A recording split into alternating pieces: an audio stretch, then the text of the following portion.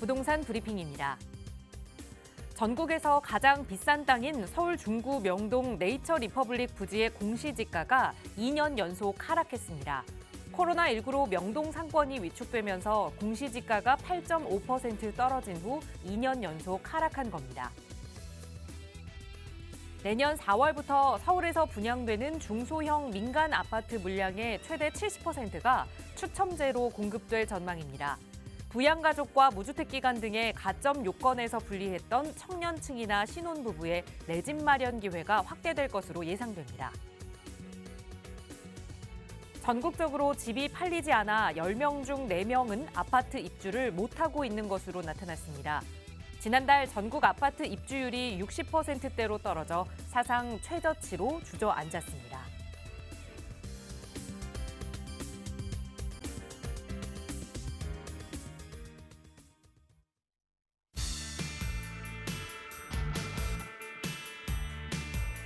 여러분 안녕하십니까? 부동산 고민 무엇이든 물어보세요. 1부 진행의 김진주입니다. 워라밸의 가치가 증가하면서 이 출퇴근 시간이 얼마나 걸리느냐가 이 행복의 바로미터가 되고 있다고 합니다.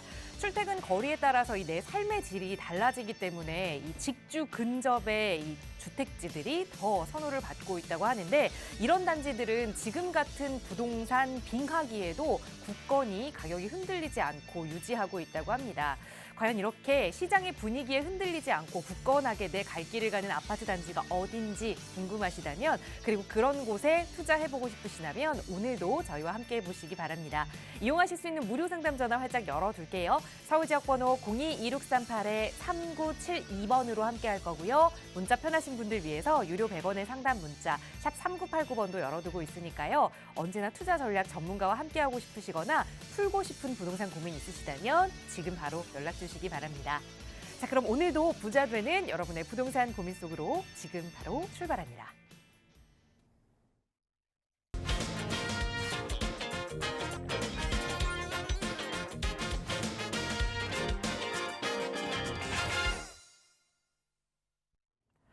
네, 수도권에는 눈이 제법 내리고 있습니다. 이래서 연말 분위기가 조금 나는 것 같은데, 이런 따뜻한 연말 분위기가 또 부동산 시장까지 이어지길 기대하는 마음으로 오늘 함께해 주신 부동산 전문가 바로 소개해드리겠습니다. D1 리얼티에셋의 조범식 대표 나오셨어요. 대표님 어서 오세요. 네, 안녕하세요. 반갑습니다. 지금 눈도 많이 내리고 있고 또 한파도 오고 있습니다. 그만큼 부동산 시장도 또 그만큼 한파인 상황인데, 자, 앞으로 부동산 시장이 계속 이렇게 유지가 될지 또 어떻게 될지 굉장히 눈앞이 깜깜하신 분들이 많으실 거예요. 내가 가지고 있는 부동산 어떻게 정리하고 또 운영하는 게 좋을지 굉장히 고민이 많으실 건데요. 연락 주십시오. 오늘 그런 고민들 함께 해결해가는 시간을 갖도록 하겠습니다. 네, 날씨가 추워지면 우리는 창고에 넣어놨던 난로도 좀 꺼내고 또 한쪽에 접어놨던 두꺼운 외투들도 꺼내면서 뭔가 대비책을 세우게 되죠. 부동산 시장도 이 날씨가 좀 추워지다 보니 정부에서 그런 대책들을 좀 준비하고 있는 것 같습니다. 여러 가지 규제 완화책 이야기가 들려오고 있는데, 공시가도 이제 떨어지고 있고요. 그리고 다주택자를 위한 취득세도 완화하겠다, 그 방안까지 좀 논의되고 있는 상황입니다. 결국 부동산 시장에 조금 따뜻한 기운을 불어넣기 위해서 많은 노력들을 하고 있는 건데, 과연 이 훈풍이 부동산 시장에 어떤 영향을 미치게 될지 다가오는 2023년의 부동산 이야기를 오늘 조범식 대표와 함께 좀 나눠보고자 합니다. 대표님 어떻게 보고 계신가요? 네, 앞으로 내년 이제 연말이죠. 그래서 내년에 대한 부동산 시장 과연 어떻게 될 것인가 미리미리 좀 예측을 하고 준비를 해가는 그런 시간을 좀 갖도록 하겠는데요.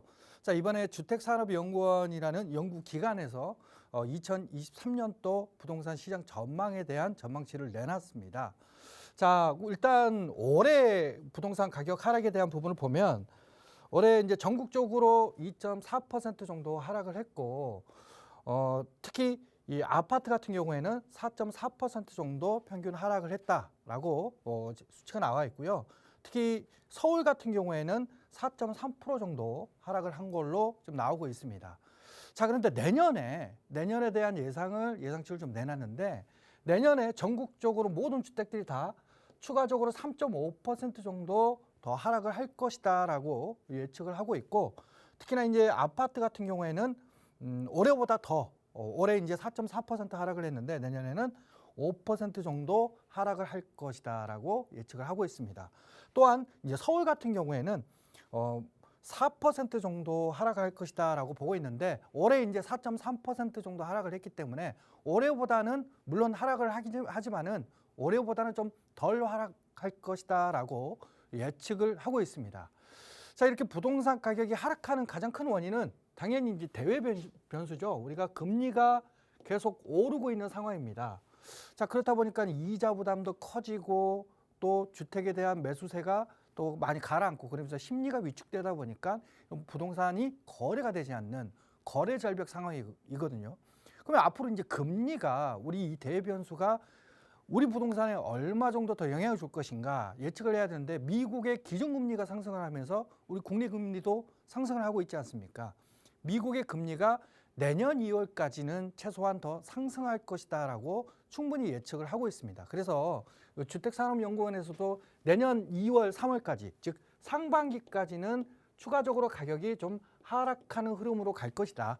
이렇게 예측을 하고 있고 여름 이후에 미국의 금리가 보합세로 가게 되면 보합 형태로 가게 되면 그때부터 이제 시장이 조금씩 이제 이제는 금리가 더 오르지 않겠구나라는 심리가 좀 회복되면서 하반기 때 보합으로 가던가 내지는 특정 지역들을 통해서는 반등을 하게 될 것이다라고 예측을 하고 있습니다. 많은 분들이 이제 금리에 대한 부분은 워낙 관심이 많다 보니까 내년 상반기까지는 꾸준히 오를 것이다라고 충분히 다들 예측을 하고 계시고 인지를 하고 계시는데 자, 그 이후에 부동산 시장에서 자, 그러면 반등이 되는 시점 그 시점이 바로 부동산 시장에서는 바로 저점이라고 할 수가 있거든요. 그러면 이 그래프에서 보듯이 내년에 조금 더 한 서울 같은 경우에는 한 4% 정도 더 하락을 하더라도 자, 이때 그러면 반등하거나 보합으로 가는 시점은 당연히 저점 시점인데 과연 그러면 우리는 저점 시점을 어떻게 알아갈 것이냐 이게 굉장히 중요하거든요.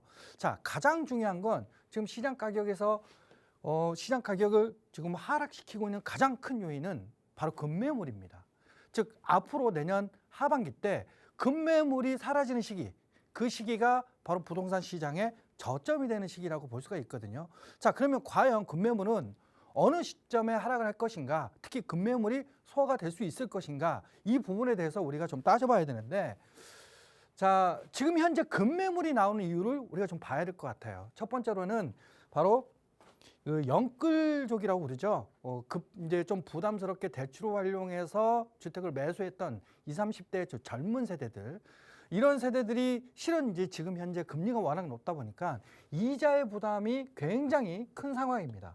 이런 분들이 버티기를 못 하시는 분들 이런 분들이 지금 현재 시장 가격보다 조금 더 낮은 금액대에 지금 현재 급매물을 지금 내놓고 있는 상황이에요. 또한 이제 지금 전세가 이자가 워낙 높다 보니까 전세 대출에 대한 이자도 높고 차라리 전세 자금 대출 이자 내느니 월세로 살란다 그러면서 월세로 많이 집중하는 그런 상황이 되다 보니까 월세 가격은 상승을 하고 전세 수요는 거의 없는 상황입니다. 그러다 보니까 전세 가격도 좀 하락을 하고 있고 전세 맞추는 게 집 파는 것만큼 굉장히 어려운 시기예요. 그런데 이제 전세를 새로 맞춰야 될 집주인 입장에서 봤을 때는 전세를 못 맞추면 전세 자금을 돌려줘야 되는데 이것마저도 굉장히 부담스러운 그런 분들이 계십니다. 이런 분들이 당장에 전세 맞추기 힘드니까 그럼 급매라도 좀 팔자라고 하면서 이 역전세에 대한 이런 불안감, 부담감 때문에 급매가 나오는 그런 상황이거든요. 그래서 전세 수요가 줄어든 이런 상황 때문에 역전세의 우려로 인해서 지금 급매물이 나오고 있고 그 다음으로는 다주택자분들, 주택을 여러 채 가지고 계신 분들이 세금에 대한 부담이 굉장히 큰 상황이에요. 종부세도 그렇고 여러 가지 세금들이 크다 보니까 특히나 이제 심리적으로 계속 하락을 하고 있는 부분들이 있어서 세금 더 내고 이거 가격 빠지는 거 내가 버티는 것보다는 좀 급하게라도 좀 팔자라고 하면서 내놓으시는 이런 다주택자분들 특히 세금에 대한 부담이 크신 분들이 급매물을 이렇게 시장에 많이 내놓고 있습니다. 자, 그렇다 보니까 서울의 아파트 평균 가격이 12억 7천 정도 되는데 원래 한 4.3% 하락을 했다라고 본다라면 한 11억 4천 정도가 적당한 금액대거든요. 근데 지금 시장에서 나오는 것들은 더 낮은 금액대에 나오고 있어요. 그 이유는 바로 급매물 때문에 그렇죠. 급매물이 한 9억 5천 정도 평균 이렇게 나오고 있어요. 그래서 실제로 한 11억 4천 정도 금액을 해야 될 게 급매물들이 많다 보니까 더 낮은 금액대에 지금 시장에 나오고 있고 이것마저도 지금 거래가 많이 안 되고 있는 상황입니다. 자, 그런데 이런 급매물이 나오고 있는 수요층들의 문제들을 해결할 수 있는 그런 정책들, 대책들이 하나씩 지금 나오고 있거든요. 이거 이대로 놔뒀다가는 지금 연구를 하셨던 젊은 세대들 또 전세로 사시는 분들 이런 분들 굉장히 피해를 볼 수가 있기 때문에 대책이 내놓을 수밖에 없습니다. 그러면서 이번에 가장 크게 내놨던 대책이 바로 보금자리론, 기존에 있던 보금자리론에서 조금 더 특례를 주는 특례 보금자리론이 나오게 됐어요. 이 특례 보금자리론은 4%대의 고정금리로 지금 나오게 되거든요. 지금 같이 이자 부담이 한 7% 정도 되는 이런 시기 때 4%면 상대적으로 굉장히 이자 부담이 줄어들 수가 있고 특히 이 보금자리론 같은 경우 원래 6억 기준으로 6억 이하에 있는 아파트들만 나왔는데 이번에 이거를 9억 이하로 상향 조정을 해줬습니다. 또한 대출 비율 같은 경우에도 최대 5억까지 대출을 해주게끔 했고 특히 이 보금자리론은 소득 기준이 있었거든요. 그래서 이 7천만 원 이상의 소득을 가지고 계신 분들은 보금자리론을 받고 싶어도 못 받았는데 이번에 이 소득 제한을 없애버렸습니다. 거기에다가 DSR 적용도 받지는 않다 보니까 거의 모든 분들, 무주택자, 1주택자 분들은 이 특례 보금자리론을 이제 활용할 수 있게 됐고 특히나 기존의 대출을 가지고 계셨던 분들도 특례 보금자리로 전환이 가능하고요. 신규 대출도 가능하고 또한 이런 전세를 맞추기 힘들어서 어려워하시는 분들도 특례 보금자리론을 활용할 수가 있습니다. 그래서 실제로 이 연끌을 하셨던 분들 또 역전세 우려로 인해서 전세 맞추기 힘들어서 급매물로 내놓은 수요자분들은 이 특례 보금자리론을 활용하신다면 지금 이 어려운 시기를 좀 버틸 수가 있는 상황이 될 것으로 보여지고요. 그만큼 급매물에 대한 수요가 좀 줄어들 수 있는 상황으로 갈 거라고 봅니다. 또한 이제 최근에 나왔죠. 취득세 중과 없애겠다. 벌써 이제 정부가 시사를 하고 있고 특히 이제 종부세 같은 경우에도 2주택자 같은 경우에는 중과를 받지 않게끔 하겠다라고 세금에 대한 부담들을 줄여주고 있고 올 말 내지는 내년 상반기까지 해서 최대한 빨리 주택임대사업자도 정상화시키겠다라고 계속 추가 대책들을 내놓고 있습니다. 자, 이런 세금에 대한 부담의 완화 이런 부분들이 다주택자분들이 세금 부담으로 인해서 급매물로 던지려고 했던 이런 매물들을 좀 더 버티기를 하면서 지킬 수 있게끔 하는 대책들이 나오고 있고요. 이마저도 좀 한계가 있다. 또 효과가 없다라고 한다면 계속 추가적인 이 대책들이 나올 겁니다. 특히 이제 전세자금 대출에 대한 부분에서도 이자 부담 줄여줄 수 있는 대책들 거기에 지금 현재 원리금 같은 경우에도 균등분할 상환을 하고 있는데 거치 기간이 없거든요. 이 거치 기간을 1년 내지는 2년 정도 한시적으로 적용하는 이런 대책들도 추가적으로 나올 수가 있는 상황이에요. 자, 이렇게 시장이 내년 상반기 때 가장 금리가 높은 시기 때까지는 이런 추가 대책들이 나올 수밖에 없고 이런 대책들의 수혜를 받는 수요층이 바로 급매물로 내놓는 이런 수요층들입니다.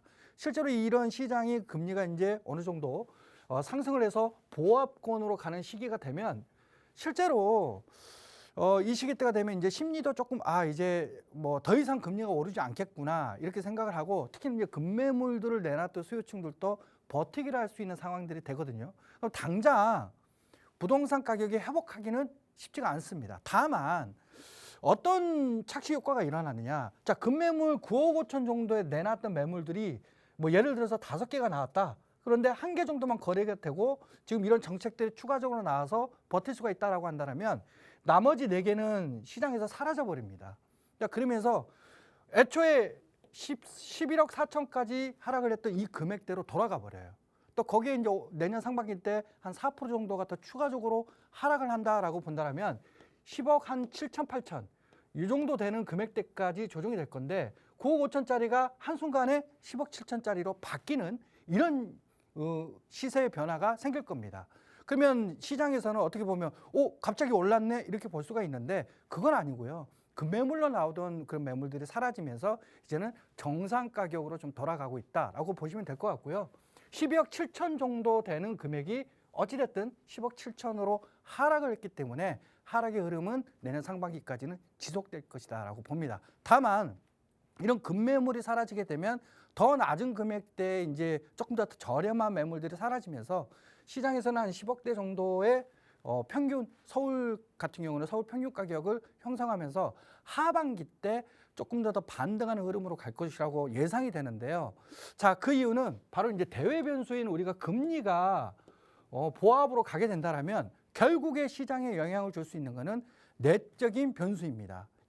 이 대내 변수는 그러면 어떤 거냐? 바로 수요와 공급이에요. 이 수급 사항에 따라서 결국에는 공급이 많은 지역들, 입주 물량이 많은 지역들은 당분간 또 하락세 내지는 보합세로 갈 것으로 예상이 되고, 또 공급이 부족한 지역들, 또 사람들이 많이 선호하는 지역들 같은 경우에는 다시 매수세가 전환이 되면서 반등하는 흐름으로 갈 겁니다. 즉 결론적으로는 양극화가 지속이 될 건데요.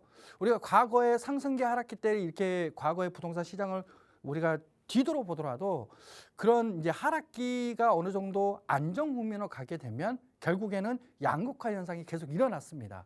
자, 90년대 후반대에도 IMF 또 부동산 실명제 이런 또 일개 신도시의 공급 이런 것들이 일어나면서 부동산 시장이 안 좋았는데, 그때도 마찬가지로 이런 강남이라든지 한강 조망이 나오는 또 학군이 좋은 이런 지역들 위주로는 또 가격이 상승을 했거든요. 자, 그러면서 이런 양극화가 일어나고, 또 2000년도 후반에 미국발 금융위기가 왔을 때도 실제로 이제 시장이 전체적으로 가격이 하락은 했지만 그 안에서도 강력한 개발 호지를 가지고 있던 한강변 르네상스 지역, 또 재건축, 강남 재건축 지역이라든지 이런 지역들은 오히려 상승을 했습니다. 자, 그러면서 양극화가 일어났고, 또 이 대세 하락기였던 2000년도, 2011년도부터 15년도 이 사이에도 2기 신도시 공급 물량으로 인해서 서울의 가격은 계속 하락을 했지만 지방의 또 부동산 가격은 상승을 했거든요. 자, 이렇게 하락기가 어느 정도 안정 국면으로 가게 되면 이런 대책 완화의 효과를 받으면서 어느 정도 반등하는 지역들이 나오는데, 그런 지역들이 어떤 지역들인지를 좀 미리미리 살펴보시는 게 좋을 것 같고요. 자, 그런 지역들 저희가 이번 세미나를 통해서 앞으로 시장에서 이런 하락기에서 보합기로 전환이 되고 보합기 이후에 양극화가 진행이 됐을 때, 그러면 시장에서 그 양극화에서 상승할 수 있는 지역은 어딜까? 또 하락하는 지역은 어딜까? 그 안에서도 어떤 부동산 유형들이 가장 인기를 끌고 또 그러지 않을 것인가에 대해서 세미나를 통해서 알려드릴 계획이 있습니다. 그래서 시장 전망들 이렇게 하나씩 이제는 급매물이 사라지면 이제는 저점이 왔구나라는 그런 타이밍으로 보시면 될 것 같고, 자, 그 이후의 양극화 시장은 세미나를 통해서 자세히 저희가 알려드릴 테니까 연락 주셔가지고 세미나 받으시고 지금부터 미리미리 준비하는 그런 기회로 삼으시기를 바라겠습니다. 네, 여러 가지 규제책들이 완화되면서 결국에 급매물이 약간씩 소화되고 시장이 조금은 안정될 것이다. 그리고 우리는 그 다음을 좀 예상해서 투자를 계획해야 한다 조언 드렸거든요. 자, 방송 보시면서 그러면 그런 지역 나도 공부를 해봐야겠다라는 마음 드셨을 텐데, 언제든 공부하시면서 어려운 점 생기시면 나가고 있는 무료 상담 전화로 문의 주시고요. 조금 더 자세한 1:1 대면 상담 필요하시다면 조범식 대표와 함께할 수 있는 대면 상담 안내도 나가고 있는 번호로 드리고 있어요. 편하게 문의 주시면 참여 방법 안내 도움 드리도록 하겠습니다. 자, 계속해서 이번 시간은 시청자 여러분의 부동산 고민 방송 시간 통해서 또 하나하나 살펴보는 시간 이어갈게요. 오늘 첫 번째 시청자분 전화 연결해 보겠습니다. 여보세요? 네, 여보세요? 네, 안녕하세요. 반갑습니다. 네, 안녕하세요. 네, 시청자님 오늘 어떤 고민 함께 좀 해결해 볼까요? 네, 보원구 상계동 상계주거 6단지 네. 17평 투자 목적으로 보유 중인데 네. 향후 전망이 궁금해서요. 네, 지금 보유 중인데 투자 목적이라고 하셨으니까 그럼 전세를 좀 끼고 보유하고 계신 거예요? 네, 알겠습니다. 노원구 상계 주공 6단지 거주를 안 하고 계시기 때문에 정말 투자 목적으로만 보고 계시는 건데, 17평 계속해도 좀 가져가 볼 만한 아파트인지 투자 가치 면에서 살펴볼게요. 대표님과 인사 나눠보세요. 안녕하세요. 네, 안녕하세요. 예, 반갑습니다. 목소리 힘이 없으시네. 그죠? 예, 최근에 좀 서울 지역 중에서도 가격대가 그래도 좀 많이 빠졌다라고 할 수 있는 대표적인 지역이 바로 노도강 일대, 특히 이 노원역 역세권에 있는 이 주공 아파트 단지들이 가격이 좀 많이 빠졌어요. 네, 그러다 보니까 이제 목소리에 힘도 없고 고민도 많으신 것 같은데, 자, 앞으로 그러면 이걸 더 가져가는 게 맞습니까? 아니면 지금이라도 정리를 하는 게 좋을까요? 이런 고민을 좀 하고 계신 겁니까? 네. 예, 알겠습니다. 자, 일단은 저는 뭐 노도광이 가격이 좀 많이 빠진 이유로 우리가 좀 봐야 될 것 같아요. 우리가 이제 특히 이 노원역 그리고 창동역을 중심으로 해서 실제로 이 지역은 호재가 있죠. 호재가 있습니다. 아실 거예요. 여기 매수를 하셨으니까. 일단 노원역 역세권 쪽에는 이 철도 차량 기지를 중심으로 해서 앞으로 이게 이 메디컬 산업 중심으로 병원부터 해서 바이오 산업 이런 업무 타운이 들어서는 지역이고요. 창동역은 GTX가 들어서면서 창동역 역세권 같은 경우에는 이제 아레나 경기장이 만들어지면서 이 K-팝 문화, 세계적인 이 K-팝 문화의 중심지로 개발이 되는 지역이 바로 노원역과 창동역 역세권이에요. 자, 이렇게 확실한 호재를 가지고 있는 데다가 또 주변 지역의 아파트 단지들이 이제 꽤 오래됐잖아요. 그죠? 네. 그래서 30년 이상이 되다 보니까 아, 여기 이제 재건축을 할 수 있어.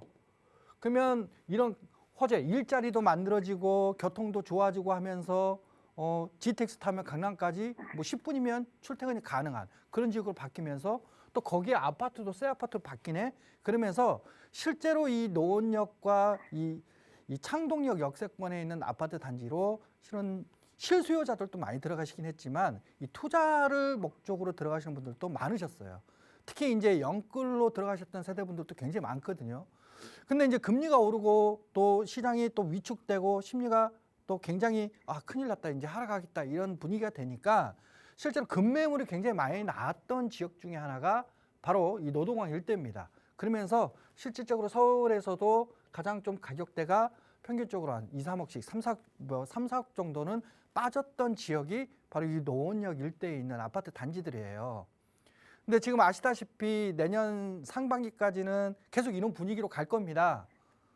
자, 그런데요, 중요한 거는 그 이후에 내년 하반기 정도로 갔을 때 과연 이 상계주공이라든지 이런 주변에 있는 아파트 단지들이 반등할 수 있을까? 이걸 봐야 되는데 우리가 이런 호재가 있는 거는 알고 있었고 또 투자도 많이 하셨지만 실제로 이 호재들이 확 실시되고 본격화하지는 않았습니다. 이 상계주공 6단지 있잖아요. 네. 요거 지금 안전진단 1차는 제가 통과한 걸로 알고 있습니다. 맞죠? 네. 네. 여기 혹시 안전진단 여기가 D등급 나온 걸로 알고 있거든요. 네. D등급. 네. 자, 이 D등급을 우리가 이제 조건부 재건축이라 그래서 안전지대 D등급이 나왔는데 실제로 이렇게 D등급이 나온 단지들이 1차에서는 좋은데 2차를 가면 많이들 여기서 안전진단에서 통과가 되지는 못했어요. 자, 그러면서 미끄러진 단지들이 굉장히 많거든요.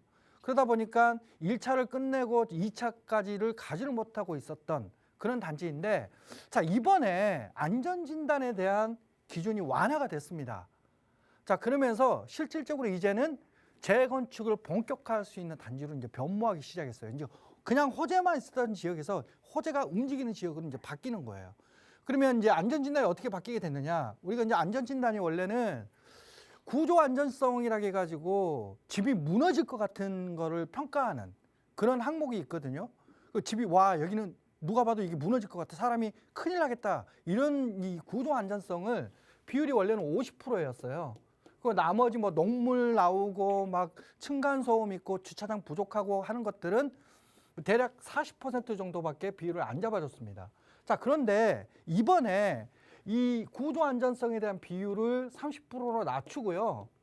나머지 이 60%, 이 녹물이 나오고 층간소음 나오고 하는 것들을 60%로 늘리면서 이제는 건물이 꼭 무너질 것 같은 건물이 아니더라도 생활하기 불편하고 굉장히 그냥 살기가 어려운 그런 단지들 같은 경우에는 재건축을 이제는 확실하게 해주겠다라고 하면서 이 비율을 이번에 조정을 하게 됐습니다. 자, 그러면서 어떤 부분이 나오냐? 이 D등급, 이 조건부 재건축 단지로 확정이 된 단지들이 원래는 2차 안전진단 이 적정성 검토를 받았어야 됐는데 이거를 이제는 안 받아도 돼요.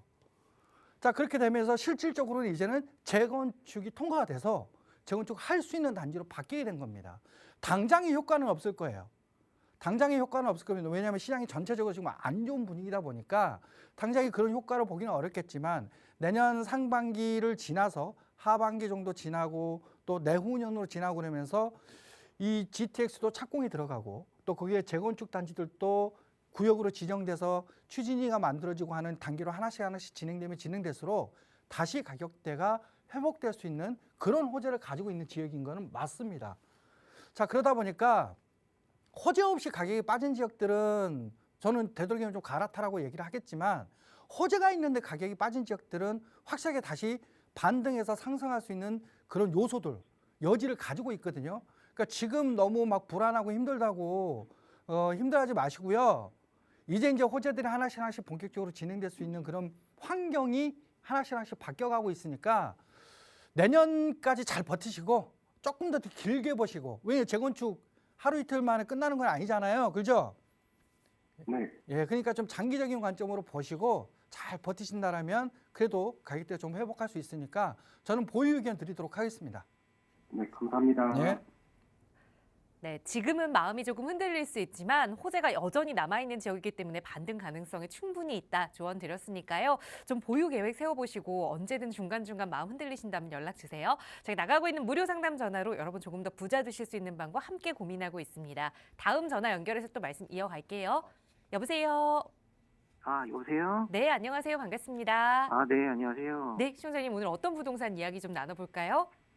그 동대문 용두동에 네, 그 레미안 허브리츠라는 아파트 있는데 네, 24평 제가 갖고 있거든요. 네, 분양은 2011년도 받았는데 네, 지금 전세에 주고 있어요. 4억 5천에. 네. 그게 내년 봄에 만기가 되는데 지금 매매가 한 11억 정도 되는 것 같은데 네. 그거 만기 되면 해야 될지 아니면 전세 계속 놓고 가져가야 될지 좀 고민돼가지고요. 네, 분양 받으신 아파트면 오랫동안 좀 보유를 하신 건데 네. 용두동의 네. 레미안 허브리츠 아파트 이 전세 만기에 맞춰서 좀 매도를 하느냐 아니면 그래도 조금 더 끌고 가느냐 한번 내년 봄 시장 전망을 좀 해보도록 할게요. 대표님과 인사 나눠보세요. 안녕하세요. 네, 안녕하세요, 대표님. 아유, 반갑습니다. 네, 반갑습니다. 일단 내년 봄에 전세 만기라는 게 조금 아쉬워요. 예. 그런가요? 왜냐하면 내년 봄이면은 가장 금리가 높은 시기거든요. 네. 아마도 그럴 것 같아요. 미국이 금리가 가장 높은 시기고 또 그러면 우리나라 국내 기준금리도 가장 높아질 수밖에 없는 시기거든요. 네. 그러니까 그만큼 그러면 이자의 부담도 커지고 그만큼 매수 수요도 적고 또 거래도 그만큼 안 되는 시기가 내년 상반기일 것 같습니다. 특히 내년 봄이면 그때 아마 내놓으신다라고 하는데 지금 뭐 매매가 얼마라고 하셨죠?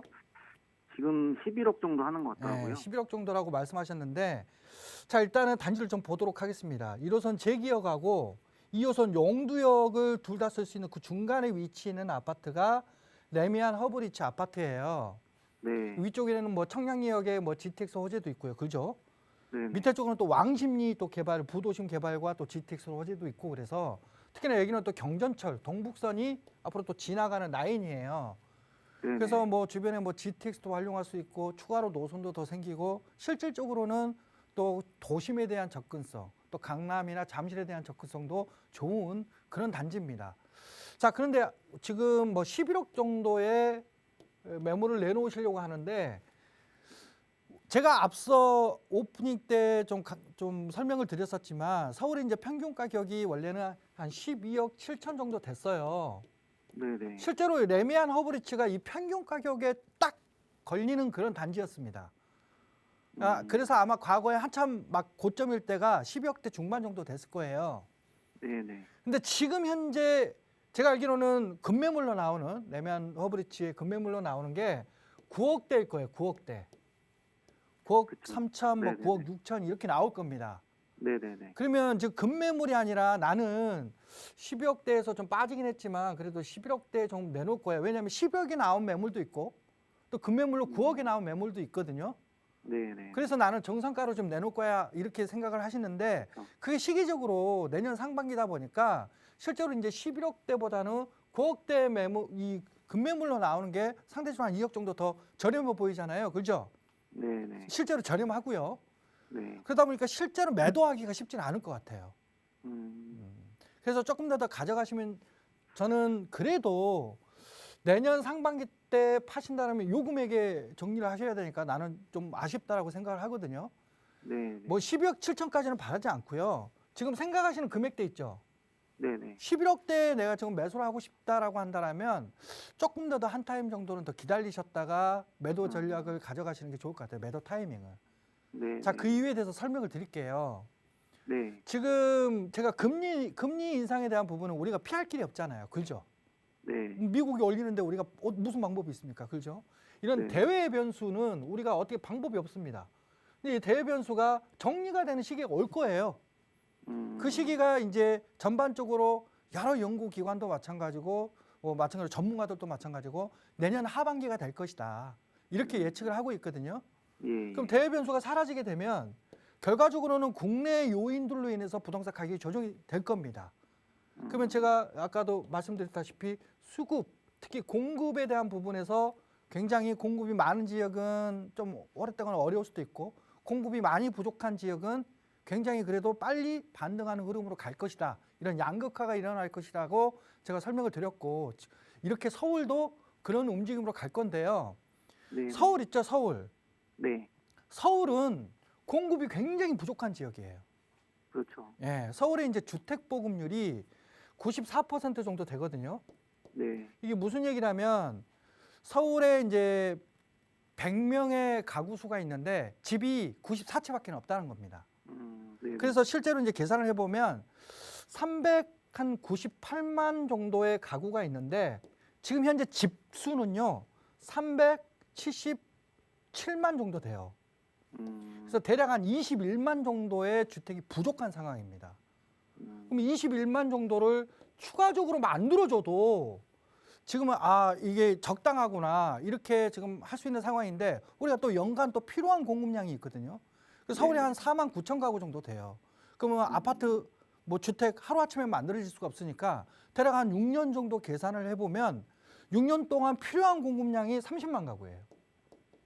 거기에 추가로 20만 가구를 더 지어줘야 돼요. 그럼 앞으로 6년간 총 50만 가구를 지어줘도 이제 공급하고 가구 수가 이제 주택하고 가구 수가 딱 맞네. 주택 보급률이 100%가 됐네라고 볼 수가 있는 겁니다. 자, 그만큼 서울이 공급이 부족하다 보니까 저는 양극화 현상이 좀 일어나고 또 가격이 공급이 부족한 지역이 다시 반등하는 흐름으로 간다라고 한다면 서울 지역이 될 것으로 보여지고요. 네네. 서울 지역 내에서도 우리 외곽권이 있잖아요. 외곽권. 네. 외곽권과 중심권으로 이렇게 나눠지잖아요. 그럼 실은 외곽권보다는 중심권들이 더 빨리 반등할 것 같습니다. 이유는 우리가 외곽권 같은 경우에는 지금 현재 3기 신도시가 막 사전청약하고 있고 본청약하고 있잖아요. 네. 근데 3기 신도시가 영향을 주는 거는 서울에 있는 외곽권이에요. 근데 중심권은요. 주택을 지어주고 싶어도 지금 지어줄 수가 없는 상황이다 보니까 뭐 재건축, 재개발 굉장히 지금 활성화시키고 있지 않습니까? 네. 자, 이런 분위기를 타면서 그래도 뭐 예전에 고점까지는 가기 힘들더라도 그래도 소폭 보합으로 가면서 서서히 반등하는 흐름으로 가면서 그래도 9억대 급매물로 매도하기보다는 그래도 온전한 지금 시장 가격이 한 11억대 정도에 충분히 매수가 가능할 것으로 저는 보고 있습니다. 자, 그러다 보니까 내년 봄에 굳이 9억대 급매물로 내놓으시기보다는 조금 더 기다리셨다가 이런 양극화 반등의 흐름이 왔을 때 그때 이후에 매도 전략을 좀 가져가시는 게 좋을 것 같아요. 일단 전 그래서 네. 보유 의견 드리겠습니다. 네, 감사합니다. 예. 네, 전세 만기 시점이 조금 아쉽긴 하지만 그래도 급매로 처분할 그런 집은 아니다 조언 드렸으니까 조금 더 보유할 수 있는 계획들 한번 고민해 보시기 바랍니다. 저희 언제나 여러분 편에서 조금 더 돈 되는 방법 함께 고민하고 있거든요. 나가고 있는 무료 상담 전화 02-2638-3972번 시청하시는 누구나 이용하실 수 있는 무료 전화입니다. 다음 전화 또 연결해서 말씀 이어갈게요. 여보세요. 예, 여보세요? 네, 안녕하세요. 반갑습니다. 네, 안녕하세요. 네, 시청자님 오늘 어떤 고민 함께 좀 이야기 나눠볼까요? 네, 제가 한 현금 3억으로 투자할 곳을 보고 있다가요. 이제 네. 공덕동에 네. 네, 신축 빌라를 보고 있는데 여기가 투자를 해도 괜찮을지 네. 궁금해서 전화드렸거든요. 알겠습니다. 혹시 정확한 상담을 위해서 저희가 또 네. 주소를 여쭤봐도 괜찮을까요? 네. 네. 네.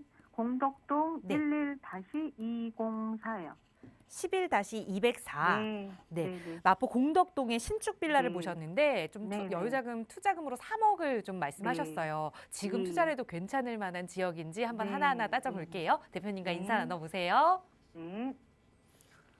안녕하세요.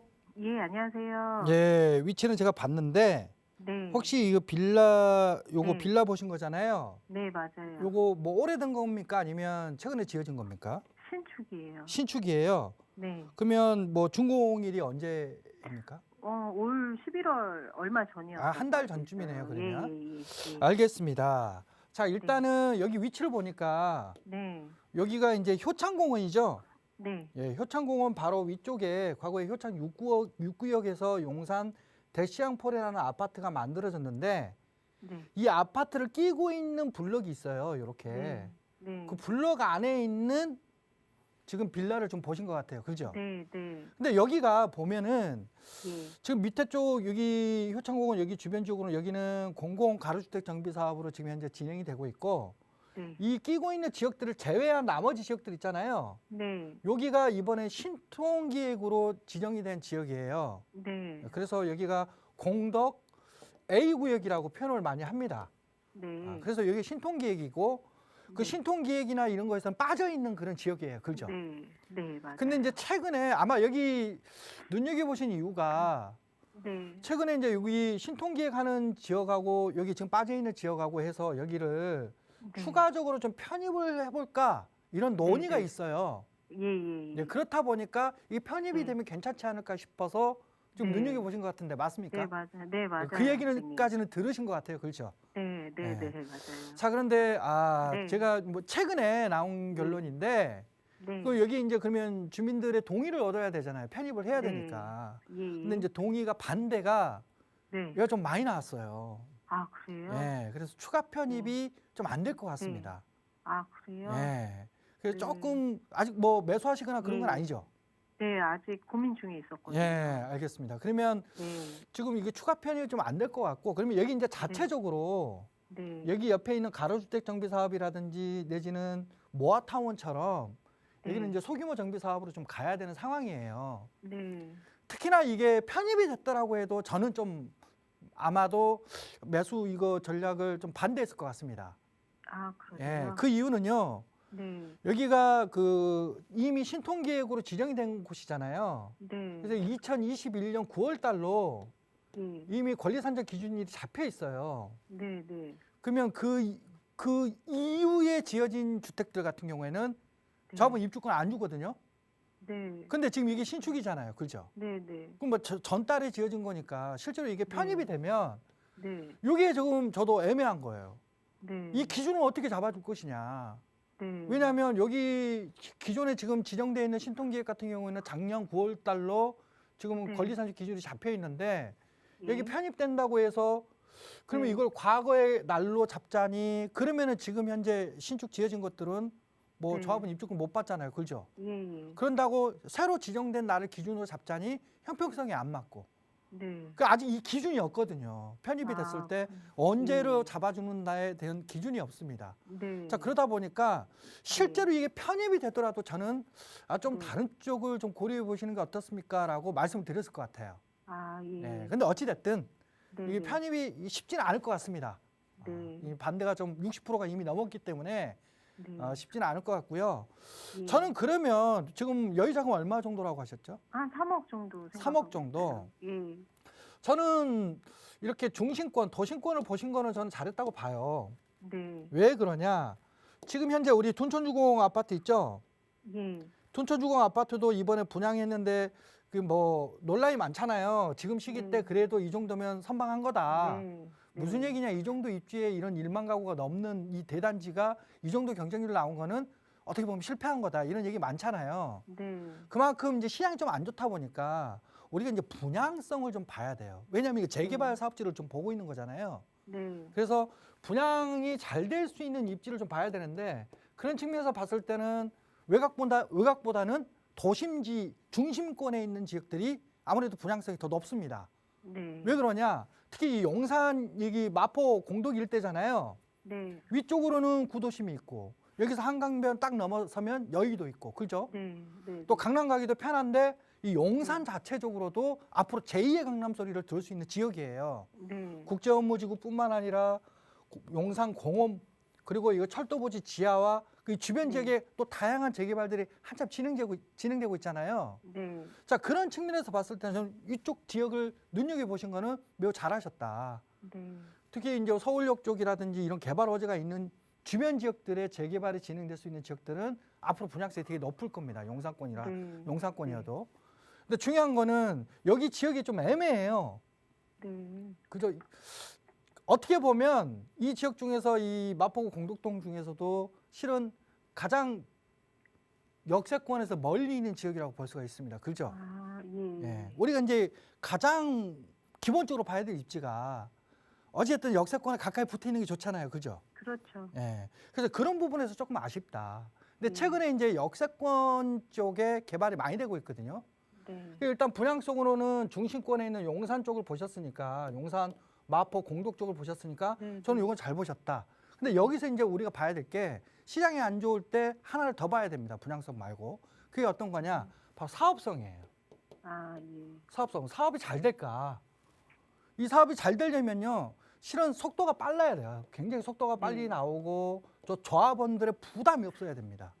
네. 그렇다면 우리가 이제 이런 사업성을 볼 때 뭐 용적률이 어떻게 됩니다. 이런 부분들 많이 보잖아요. 네. 그럼 우리가 재개발이기 때문에 우리가 신통기획이라든지 또 모아타운이라든지 이런 재개발 사업들은 적게는 250%의 용적률에서 많게는 300%의 용적률을 받습니다. 네. 자, 그런데 이제 최근에 이 역세권 쪽이 있죠. 네. 역세권 활성화 사업을 통해서 역세권 뭐 장기전세 주택, 뭐 시프트 사업이라고 그러죠. 예. 이런 사업들 같은 경우에는 적게는 용적률이 500%에서 많게는 700%까지 받거든요. 네. 그러면 같은 재개발이고 같은 지역 내에서 뭐 구역을 나눠서 개발이 되는데 누구는 역세권 장기전세 주택, 누구는 모아타운이나 신통기획으로 가는 거예요. 네. 근데 이 안에서 용적률이 더 높은 지역들, 이런 지역들은 일반 분양 세대가 더 많을 수밖에 없죠. 그죠? 네. 예, 더 많이 지을 수가 있기 때문에. 그러면 당연히 일반 분양 세대가 많아진다는 거는 조합원들의 부담이 줄어들 수밖에 없습니다. 그러면 같은 거의 비슷한 입지에 있는데 뭐 일반 재개발 250%, 300% 같은 경우에는 뭐 조합원 추가 분담금을 뭐 3, 4억, 2, 3억씩 낸다라고 한다면 이렇게 용적률 높은 지역은 추가 분담금 안 낼 수도 있어요. 네. 자, 이런 거에 따라서 또 조합원들의 동의율도 높아지고 또 빨리빨리 진행하자라고 하면서 추진력도 빨라지면서 속도도 빨리 나는 거거든요. 그래서 저는 지금 시점에서는 입지 분양성이 높은 지역은 잘 보셨어요. 이 안에서 사업성이 좋을 수 있는 지역들을 미리미리 좀 선별해서 가시는 게 좋다. 네. 그러면 제가 아까 용적률을 높게 받을 수 있는 거는 역세권이라고 그랬잖아요. 네. 네. 이 역세권 내에서도 역세권 350m 이내에 있는 지역들이 이 용적률을 높게 받을 수가 있는 거거든요. 네. 그러면 이제 위쪽에 서울역 있죠, 서울역. 네. 서울역 주변 지역도 지금 역세권 개발하는 지역도 있고 또 민간 일반 재개발 모아타운 이렇게 하는 지역들도 있는데 서울역 역세권 쪽에도 충분히 지금 3억 정도에 매수하실 수 있는 지역들이 있어요. 아, 예. 그리고 이게 효창공원 압력이라든지 이런 지역들 있잖아요. 네. 이런 지역들 주변 지역에 아직 재개발 움직임은 가져가고 있지만 아직 확정이 안 된 지역들 있죠. 권리산적 기준이 아직 안 잡힌 지역들. 네. 이런 지역들이 지금 상대적으로 가격대가 그래도 6억대 정도의 5억대 중반 정도에 충분히 매수가 가능합니다.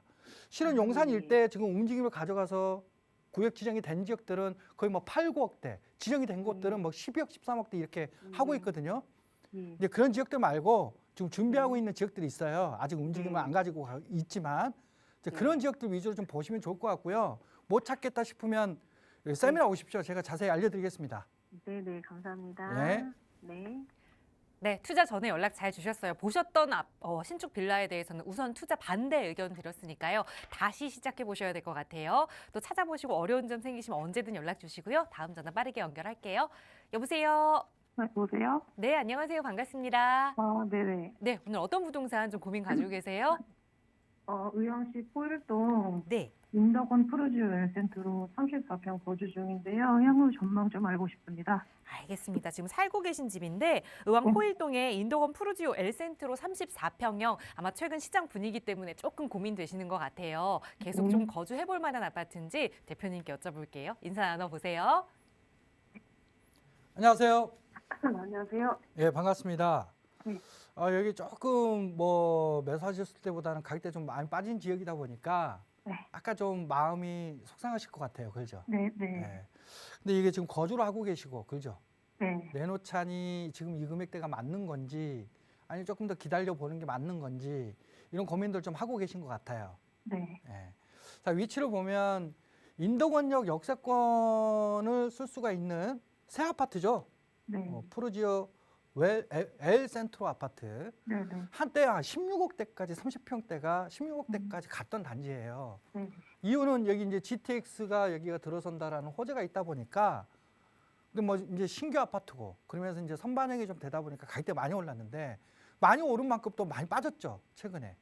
그래서 5억씩 6억씩 이렇게 좀 빠진 그런 대표적인 단지 중에 하나예요. 자, 그런데 저는 이렇게 봅니다. 앞으로 이런 인도건 쪽, 안양 쪽 같은 경우에도 실제로는 이제 이런 금리 인상에 대한 부분들이 좀 정리가 되고 나면, 금리가 정리되기 전까지는 가격 회복은 대한민국 전국 어디든 다 힘들 거예요. 근데 그 안에서도 특히나 공급에 대한 부분에서 공급이 적은 지역들, 이런 지역들은 그래도 조금씩 반등하는 흐름으로 갈 겁니다. 자, 그런 대표적인 지역 중에 하나가 저는 그래도 이 안양에 있는 평촌 일대, 인동원 일대라고 보는데, 이렇게 보시면 될 것 같아요. 공급이 원래는 5 정도가 되는 지역인데, 실제로는 여기에 수요가 원래는 5가 나오면 딱 적당하다 보는데, 지금 현재 시장은 수요가 1이에요. 1. 그리고 공급이 3 정도 나오는 지역이 있어요. 이런 지역은 공급이 작다라고 우리가 볼 수가 있는데도 마찬가지로 수요가 1이다 보니까 다 떨어지고 있는 겁니다. 자, 그런데 이 와중에 금리가 좀 어느 정도 보합세로 가게 되고, 또 시장이 좀 매수세로 조금씩 내년 상반기, 내후년 이렇게 시장이 흘러가면 흘러갈수록 이 수요가 어느 정도 올라갈 수 있는 상황이 되겠죠. 그래서 수요가 조금 올라서 이 수요가 3이 된다라고 한다면, 공급이 5인 지역은 여전히 공급이 많은 지역이에요. 그래서 수요가 3이 되더라도 여기는 가격이 하락할 건데, 공급이 3인 지역은 얼추 이제는 균형을 잡게 되거든요. 자, 그러면서 여기 이런 지역은 보합세로 가면서 약간씩 반등하는 흐름으로 갈 겁니다. 자, 그런데 여기에 추가적으로 수요가 더 늘 수 있는 요소가 있어가지고 1이 더 늘어서 수요가 4가 됐다 라고 한다면, 이 공급이 3인 지역은 가격이 반등하는 흐름으로 갈 거고, 공급이 5인 지역은 여전히 가격이 약세를 필 거예요. 이게 굉장히 중요한 겁니다. 그래서 공급량이 어떻게 되느냐를 앞으로 내년 하반기 때부터는 잘 맞춰봐야 되는데, 실은 여기 이 지역 자체에 대한 수요는 그렇게 많지는 않은데, 위쪽에 보면 과천 지식정보타운이 있어요. 이 과천 지식정보타운이 한 300개의 업체가 들어서면서 앞으로 3만 명 정도의 직장인이 들어서는 지역이거든요. 네. 근데 실은 지금 뭐 인도건 일대, 이 안양시 일대 같은 경우에는 앞으로 이제 2025년도까지를 봤을 때 공급량을 보면 실제로는 한 1만 가구 정도가 딱 필요한데, 25년도까지 1만 5천 가구가 공급이 되는 지역이에요. 실제로 해서 공급이 좀 많은 지역입니다. 그러니까 공급량만 봤을 때는 여기 좀 앞으로 좀 힘들지 않을까 이렇게 볼 수가 있는데, 실제로 앞으로 추가로 들어올 수 있는 수요자를 본다라면 충분히 그래도 다시 이 공급을 메꾸고 가격이 회복될 수 있는 흐름으로 갈 수 있는 지역이 인덕원역 일대, 또 이 평촌 일대거든요. 그래서 저는 지금 좀 가격이 좀 많이 빠졌다고 너무 힘들어하지 마시고요. 네. 좀 긴 안목으로 이런 과천 지식정보타운이 다 완성될 때까지, 실제로 수요가 들어올 때까지는 좀 보유하셔도 괜찮을 것 같습니다. 그래서 잘 버티시고 보유 의견 드릴게요. 네, 감사합니다. 네, 시간이 조금 필요하긴 하겠지만 우선 거주하고 계시기 때문에 장기적인 안목으로 계속 가져가실 만한 투자 가치 있는 아파트다 조언 드렸으니까요. 잘 참고하시기 바라겠습니다. 저희 방송 시간에도 여러분의 고민 상담 도움 드렸지만, 다가오는 2023년 부동산 시장 전망 좀 살펴보고 또 투자 계획 세워볼 수 있는 무료 세미나 조범식 대표와 함께 할 수 있는 시간 마련되고 있거든요. 선착순으로 함께 할 수 있으니까요. 나가고 있는 번호로 신청 주세요. 자세하게 참여 방법 안내 도움 드리겠습니다. 아울러 저희 프로그램 여러분께 보다 다양한 정보 제공하기 위해 마련되고 있습니다. 해당 부동산의 가치나 매물 가격의 상승 하락은 보장하지 않는다는 점 꼭 유의해 주시기 바랍니다. 오늘 눈이 많이 내린다는 예보가 있네요. 안전사고 없도록 유의하시고요. 저희는 다음 이 시간에 또 인사드리겠습니다. 함께해 주신 여러분 고맙습니다.